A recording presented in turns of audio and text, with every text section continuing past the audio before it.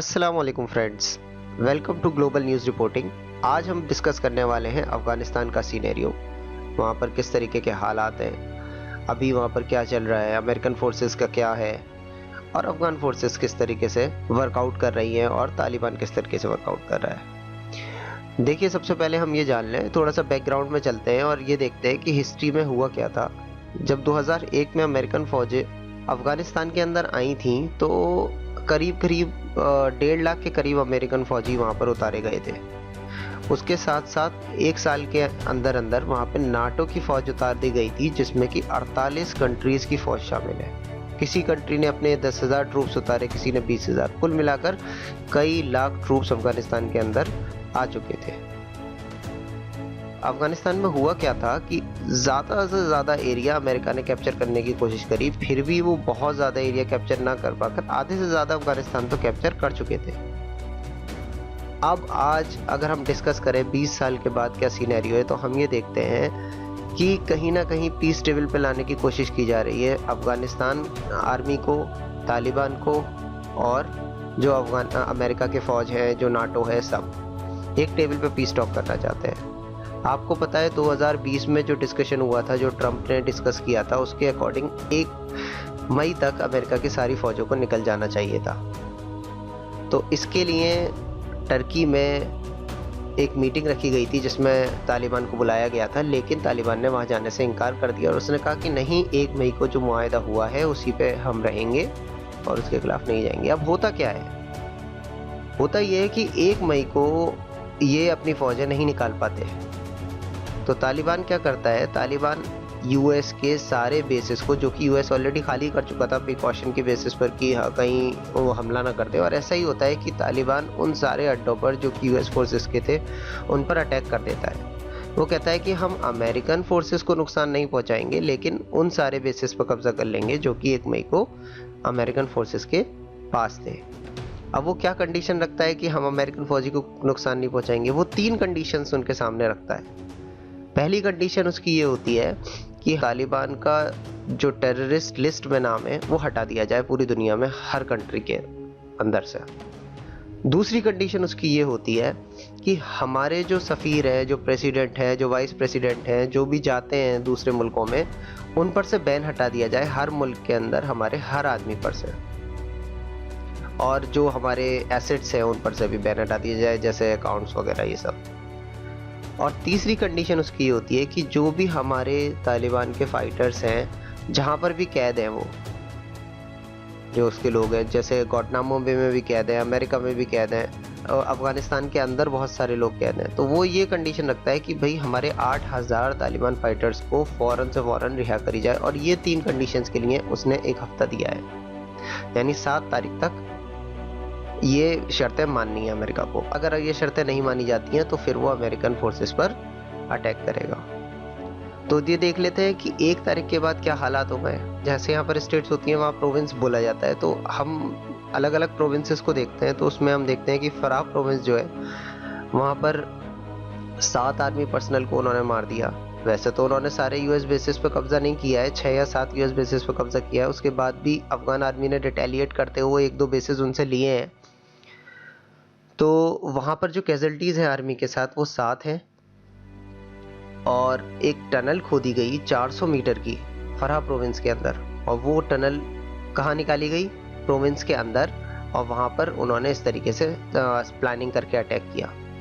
दूसरी चीज़, अफगान फोर्सेस ने रिटेलिएट करते हुए उनके काफ़ी तालिबान के लोगों को मारा है। करीब करीब उनकी जो कैजुअल्टीज़ हैं अभी तक, आज के दिन तक 250 से ऊपर है। इसी तरीके से अफगान फोर्सेस की भी कैजुअल्टीज़ जो हैं वो 250-300 के करीब है। तो टोटल 500 से ऊपर कैजुअल्टीज़ हैं, प्लस सिविलियंस का जो नुकसान हुआ है वो अलग। सिविलियंस छोड़ के भाग जाते हैं उन जगहों को, और वो काफ़ी सिविलियंस मारे भी जाते हैं इस गोलाबारी के बीच।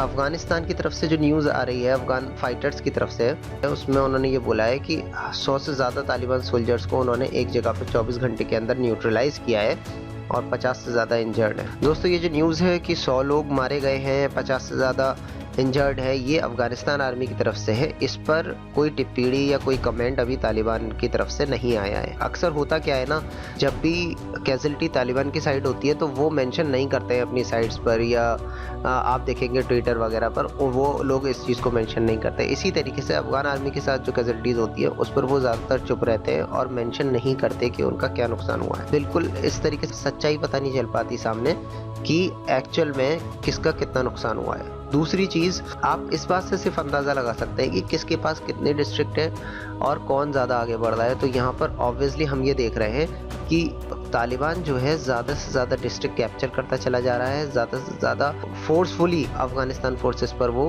अटैक कर रहा है और कैप्चर करता चला रहा है। इसकी बहुत बड़ी वजह जो है वो अफगानिस्तान के जो लोग हैं वो तालिबान का साथ देते हुए दिख रहे हैं। वो ज़्यादा से ज़्यादा तादाद में तालिबान को ज्वाइन कर रहे हैं और इसी वजह से अफगानिस्तान आर्मी का नुकसान हो रहा है। क्योंकि जब भी कोई एयर स्ट्राइक होती है, जब भी वहाँ पर एयर स्ट्राइक, जबकि ज़्यादातर एयर स्ट्राइक अफगानिस्तान आर्मी की तरफ से होती है, पहले वो एयर स्ट्राइक करते हैं फिर आगे बढ़ते हैं, तो जितनी भी एयर स्ट्राइक होती है उससे नॉर्मल लोगों का नुकसान होता है। जब नॉर्मल लोगों का नुकसान उस एयर स्ट्राइक की वजह से होता है तो वो क्या करते हैं, आर्मी के दोस्ती तो नहीं करेंगे, उनके घर वालों की जान जा रही है तो वो उनसे नफरत करने लगते हैं और ज़्यादा। और कई लोग जब बिल्कुल ही बेघर हो जाते हैं, उनके पास कोई चारा नहीं बचता, तो फिर वो तालिबान आर्मी को ज्वाइन कर लेते हैं। अब कई लोग बदले की भावना से ज्वाइन कर लेते हैं और कई लोग सिर्फ इसलिए ज्वाइन करते हैं कि उनके पास उनकी ज़िंदगी का कोई और मकसद नहीं बचता।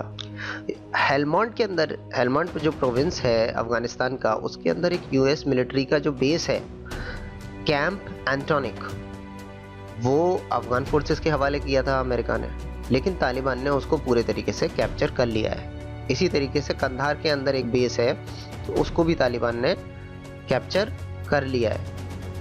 अब हम बात करते हैं बरका डिस्ट्रिक्ट की। बरका डिस्ट्रिक्ट ऐसा डिस्ट्रिक्ट है जहां पर बहुत अरसे से फाइट चल रही है। अफगानिस्तान आर्मी का बहुत अच्छा कंट्रोल था, लेकिन रातों रात उस पर तालिबान ने कंट्रोल कर लिया है। अगर हम टोटल सिनेरियो देखें कि फिलहाल 2-3 दिन में क्या हुआ है, तो देखते हैं कि तालिबान ने 141 अटैक्स किए हैं पिछले 24 घंटे के अंदर। और आप सोच सकते हैं कि कितनी बुरी तरह वहाँ पर फाइट चल रही होगी। पूरे इंटेंसिव वे में तालिबान कैप्चर करने की कोशिश कर रहा है वहाँ पर। आइए इसका एक और सिनेरियो हम ये देखते हैं कि इंडिया का क्या रिस्पॉन्स है वहाँ पर, या यूरोप का क्या रिस्पॉन्स है। तो मैं आपको बता दूं, एक मीटिंग के अंदर यूरोप और इंडिया ने ये डिसाइड किया है कि हम वहाँ पर इस्लामिक गवर्नमेंट एक्सेप्ट नहीं करेंगे, जबकि तालिबान ये इंसिस्ट करता है पहले दिन से। तालिबान की पीस टॉक की पहली ही शर्त ये थी कि वहाँ पर अगर कोई गवर्नमेंट फॉर्म होगी तो इस्लामिक गवर्नमेंट फॉर्म होगी, वहाँ पर खिलाफत टाइप गवर्नमेंट फॉर्म होगी, और वो डेमोक्रेटिक टाइप ऑफ गवर्नमेंट को एक्सेप्ट नहीं करते। तो इसी एक्सेप्टेंस के बाद आगे बातचीत चल रही है, लेकिन इंडिया उस पहले पॉइंट को ही डिनाई करता है, यूरोप उस पहले पॉइंट को डिनाई करता है, जिसकी वजह से इंडिया जो है पार्टिसिपेट नहीं कर पा रहा। और फिर तालिबान ने भी इंडिया को पार्टिसिपेट करने से मना किया कि हम अगर जहाँ पे इंडिया पार्टिसिपेट करेगा हम उसके साथ पीस टॉक नहीं करेंगे। उसका बहुत बड़ा रीज़न ये है क्योंकि अफगानिस्तान आर्मी जो है उसके साथ इंडिया मिलकर डेवलपमेंट भी कर रहा है, उसको पैसा भी दे रहा है और उसका साथ भी दे रहा है। आखिरी बात मैं आपको एक और बताता चलूँ, यहाँ पर तालिबान ने क्या करा है, एक शरिया काउंसिल सेटअप करी है। शरिया काउंसिल कहते हैं जैसे हमारे यहाँ पर जजेस होते हैं, जजेस की बेंच होती है, चीफ जस्टिस होता है, इसी तरीके से उन्होंने अपनी एक शरिया काउंसिल सेटअप करी है, जिस काउंसिल के अंदर पूरे जजेस को उन्होंने टीम बिठा ली है। वो जजेस की टीम क्या करेगी, जो भी केसेस होंगे वहाँ पर वो डील करेंगे। तो अब वहाँ हुआ क्या, वहाँ पर एक केस आया जहाँ पर ये हुआ कि एक लड़की थी जिसके साथ ज्यादती हुई थी, उसने केस किया। शरिया काउंसिल ने उस केस को कंसीडर करते हुए जजेस ने सिर्फ और सिर्फ 48 घंटे के अंदर उसका फैसला कर दिया। जहाँ पर डेमोक्रेटिक कंट्रीज में एक केस जो है कई साल ले जाता है, जस्टिस मिलने में कई साल ले जाते हैं, वहाँ पर तो हमें सोचना चाहिए कि उन्होंने ऐसा क्या किया कि 48 घंटे में उन्होंने जस्टिस कर दिया किसी के साथ। ठीक है, तो उन्होंने इस तरीके कोर्ट सेटअप करे अपने फेवर में लोगों को लेने के लिए, ताकि लोगों को जल्दी से जल्दी जस्टिस मिले। अफगानिस्तान के लोगों का जो मूड है वो बहुत ज़्यादा तालिबान की तरफ है और वो उसके साथ जुड़ते चले जा रहे हैं। इसका मैं आपको बताता हूँ, अभी कुछ दिन पहले 32 अफगानिस्तान आर्मी पर्सनल ने ज्वाइन किया था तालिबान को। अभी कल की न्यूज़ है कि 26 आर्मी पर्सनल ने और ज्वाइन कर लिया उनको। अगर इसमें कोई क्वेश्चन हो, कोई और जानकारी मालूम करनी हो, कुछ और नॉलेज लेनी हो, कुछ और बात पूछनी हो, तो आप मुझसे कमेंट्स में पूछ सकते हैं। मेरी आपसे रिक्वेस्ट है कि आपको अगर और न्यूज़ चाहिए इस तरीके की तो आप मेरे चैनल को लाइक करें, सब्सक्राइब करें, बेल आइकन दबाएं और खूब सारे कमेंट्स करें।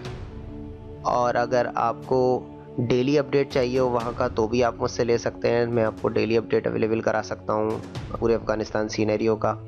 आज के लिए इतना ही। आपके सामने फिर हाजिर होऊंगा किसी और सीनेरियो के साथ, अलग अलग न्यूज़ के साथ, अलग अलग कंट्रीज़ की न्यूज़ के साथ, अरब न्यूज़ के साथ, वेस्ट की न्यूज़ के साथ, इंटरनेशनल न्यूज़ के साथ। तब तक के लिए गुड बाय, शब बखैर।